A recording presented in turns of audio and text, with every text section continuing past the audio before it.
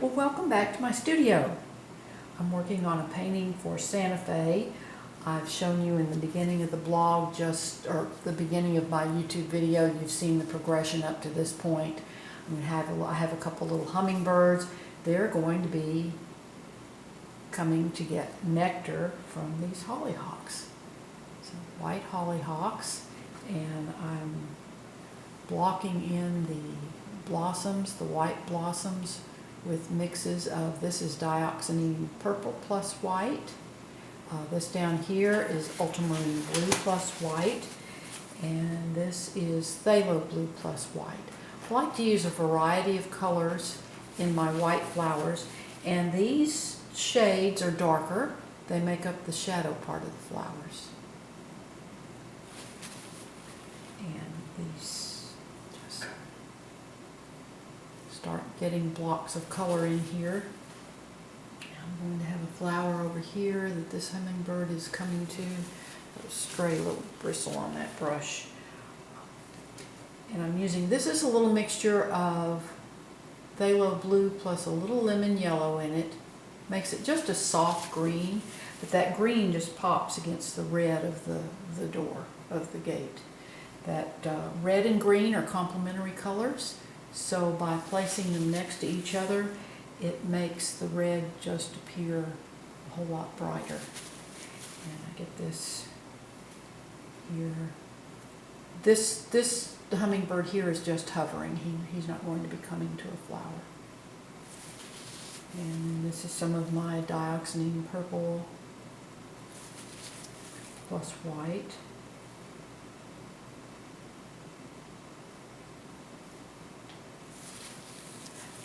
I get my flowers just kind of blocked in, just get masses of color in there. Then my leaves are mixes of phthalo blue plus lemon yellow. This makes a nice, bright, rich green. And I work that then around the flowers.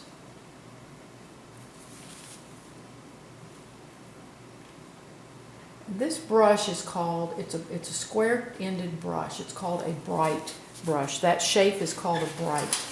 And I like it because I can use the flat part. I can use it flat to cover big areas, or I can use the edge, the corner of it, and make leaves and just work around more detailed areas.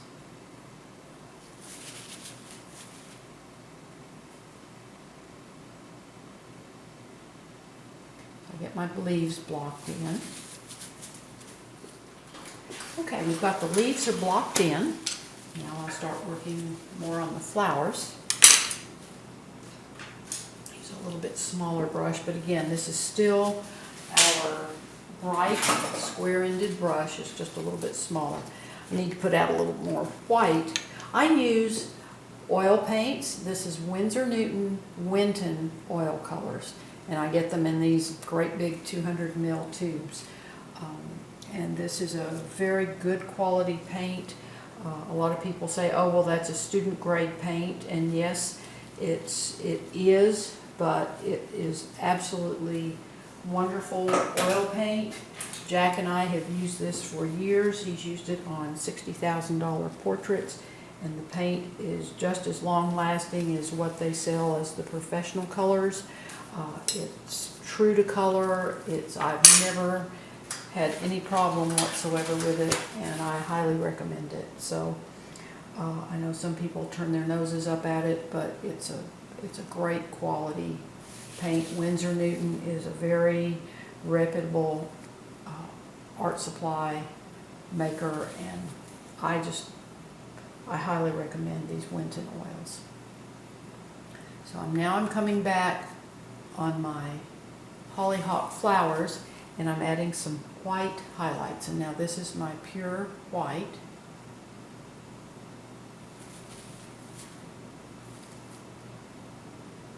That blossom that little hummingbird's going to. Let's bring this out just a little bit further. There we go.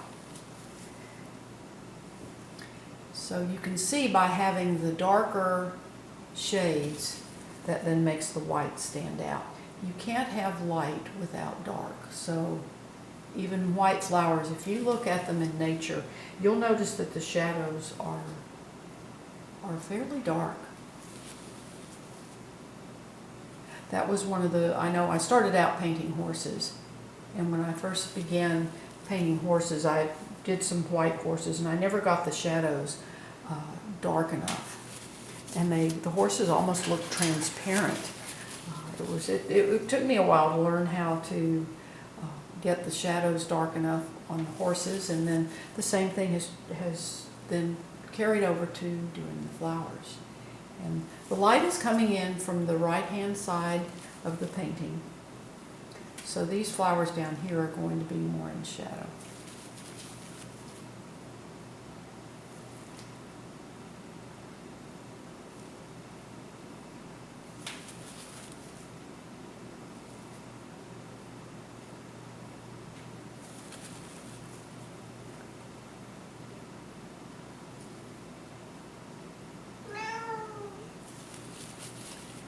So the white is catching these. That's my Molly. It's almost time for her to eat. She's telling me, Mama, I'm hungry. So Molly, I will feed you when I get done here.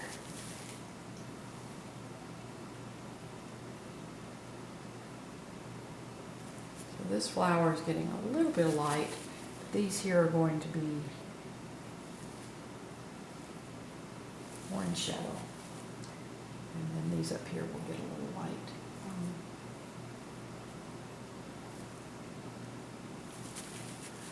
The centers of the hollyhocks are darker.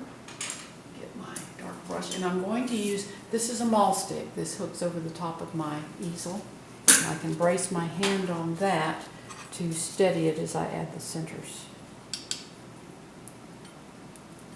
And I'm using, for the centers, I'm using a mixture of magenta plus some liquid, and liquid is a alkyd based thinner, and it just makes the paint very pliable. And so I add the centers in the hollyhocks, and then they have, let me do a couple more here.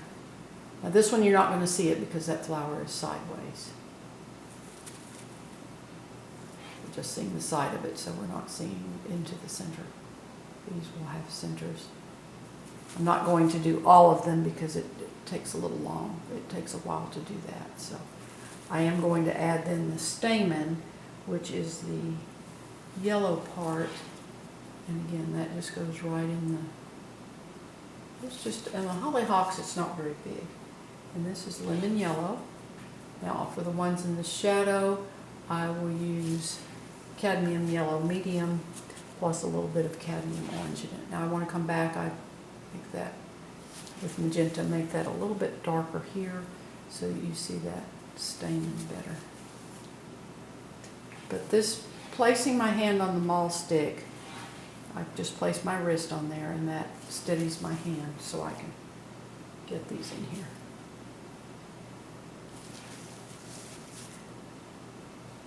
Just get a little bit of my brush.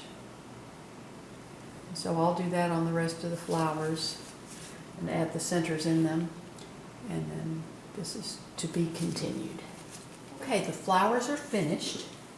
Now I am going to add the tall seed pods, the tall stalks that hold the seed pods on the hollyhocks. And I have to be very careful right in here because I have my hummingbird, I have the shadow of the hummingbird on the gate. So I don't want to obliterate that. I want that to be able to be seen. So this stalk here, I'm going to have the seed pods come this way. These stalks curve and twist in the wind, so we can just sort of take artistic license and make them go in which way we want. This one will come up taller.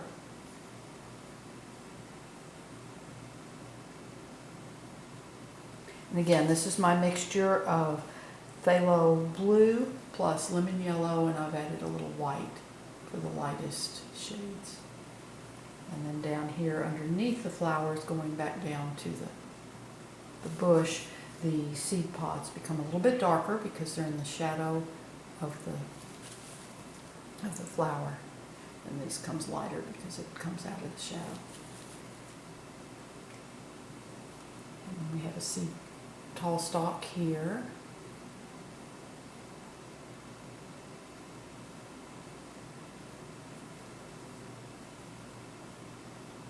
And we have one for these flowers. I don't want them all to be the same height, and I don't want them all to be just straight up and down either.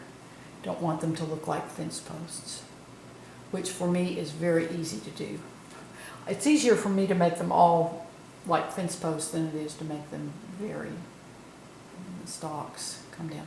We're just going to have a plain stalk here. Well, I guess there is the one to that flower, so we'll add some more seed pods up here for that one. And then have one here.